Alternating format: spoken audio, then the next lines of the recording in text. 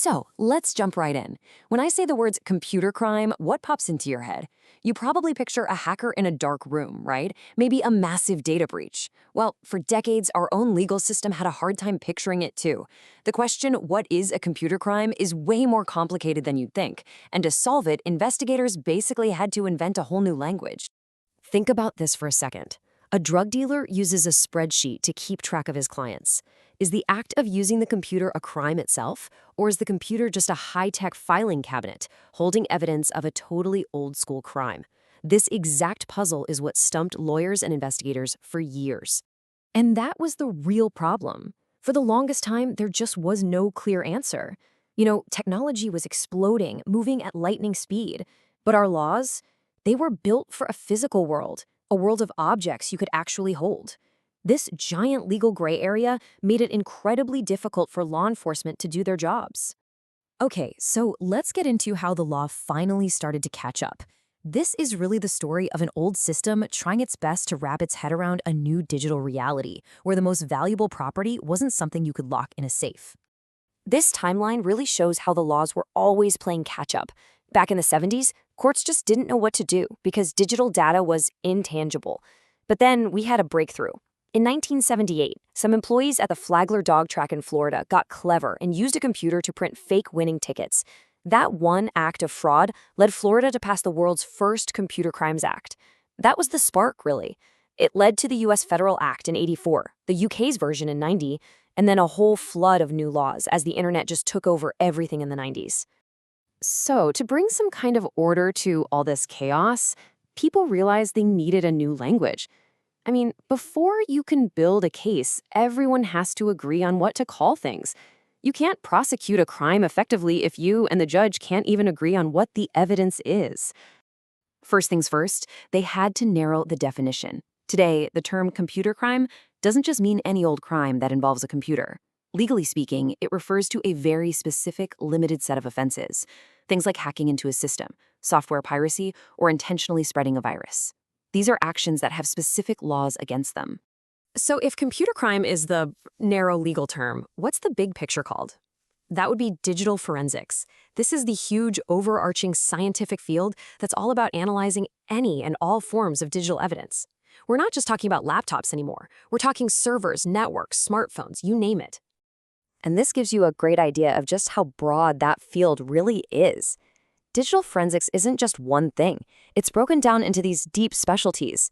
You've got computer forensics, looking at hard drives and files, network forensics, digging into web traffic, mobile device forensics for phones and GPS, and even malware forensics, which is all about taking apart viruses and Trojans.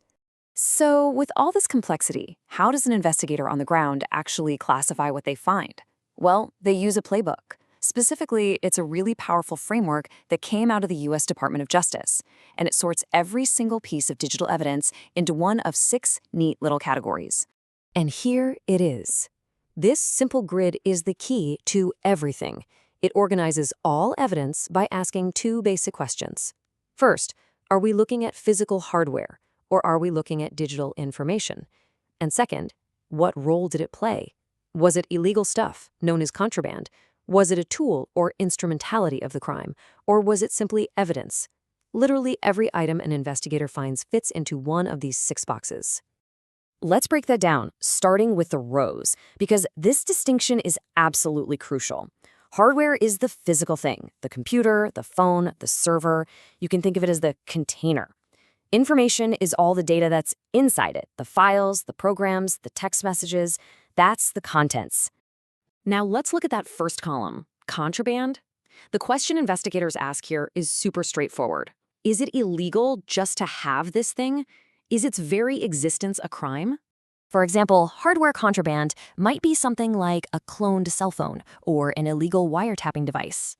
Information contraband, on the other hand, would be things like stolen trade secrets, pirated software, or, most seriously, child pornography. In all these cases, just possessing the item is the crime.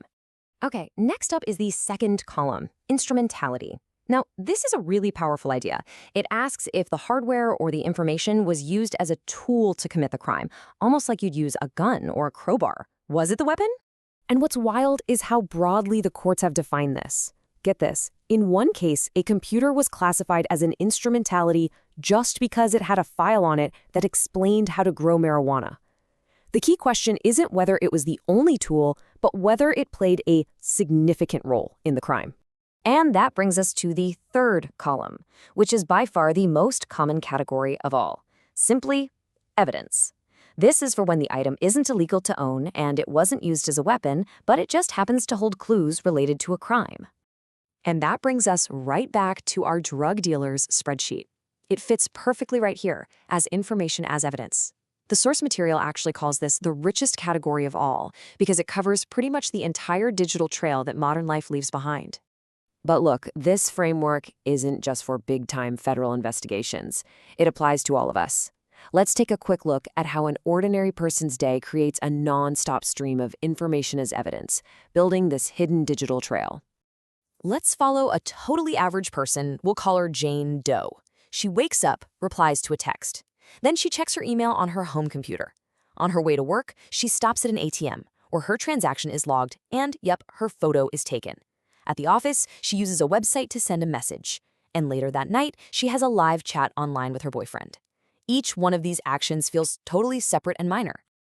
But when you put them all together, those little acts create what the source calls a cascade of digits. They leave little breadcrumbs, records on servers, logs on networks, files on devices. And here's the kicker. Unlike a memory that fades, some of this digital information can stick around, well, pretty much indefinitely, tucked away on a backup tape or in a forgotten corner of a hard drive. So that's the bottom line. Every single one of us is leaving a digital trail every day. This language, this framework we just walked through, is how investigators learn to read that trail. It connects our online actions to the real world in ways we rarely even think about. And it really leaves us with one final big question. What story does your trail tell?